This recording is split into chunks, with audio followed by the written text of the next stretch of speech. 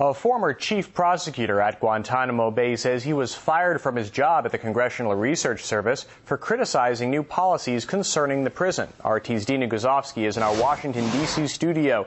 Dina, tell us more. Hi there. Well, that's right. The Colonel's views about Guantanamo Bay are actually well known, but he never thought that they would result in him getting fired from a job that really didn't have anything to do with his previous employers in the first place. Now, he joins me to discuss his writings, his views, and also where he stands today. Thank you so much for being here. Okay. So, you resigned back in 2007 because you said that some of the political decisions, some of the decisions made were extremely political over there in Guantanamo Bay.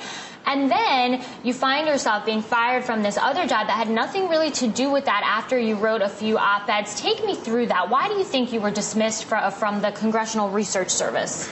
Well, I think the reason is my employer is Dan Mulholland is the director and has been for the past 16 years at Congressional Research Service. Even though the Library of Congress, which we're a part of, has a published policy that encourages employees to write, speak, and teach on areas that are not related to their official duties, his unofficial policy is afraid we'll offend Congress by something we say, so he wants no one to express an opinion on any topic. So I understand that the ACLU has threatened to file a lawsuit on your behalf. Where are you with that right now? Where do things stand as far as that? Right now, the ACLU has served a demand letter on the Librarian of Congress, Dr. Jim Billington, who's been there for 22 years, and he's actually a Russian historian. Served a demand letter on him, giving them until the 14th to administratively resolve this by withdrawing my termination.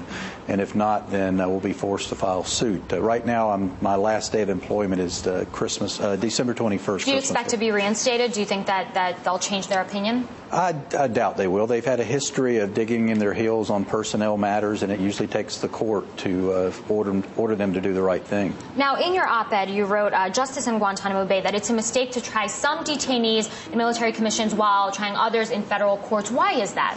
Well, let me, before I get too far afield, let me state I'm expressing my personal views and not the views of Congressional Research Service. I think you could pick either route. You know, if you look at the Geneva Conventions, Common Article 3, and what's required, military commissions or federal court will satisfy that requirement. I think the problem is trying to have it both ways. Clearly, federal court extends more rights and benefits than a trial in a military commission, yet we're going to take some detainees to one forum and others to the better forum, which is a double standard.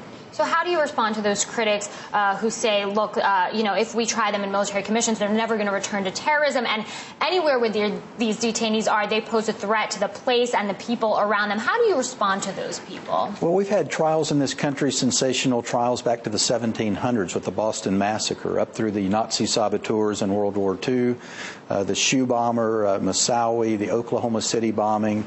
And we've managed to do it without the country being harmed or coming to a grinding halt. So I think, you know, some have referred to it as fear-mongering, others scaremongering, but I think that notion that we can't do it is wrong. Well, thank you so much for being here and for sharing your story with us. Matt, I'm going to throw it back to you in Moscow, but fascinating stuff here from the Colonel in Washington, D.C. RT's Dina Guzovsky, thank you very much.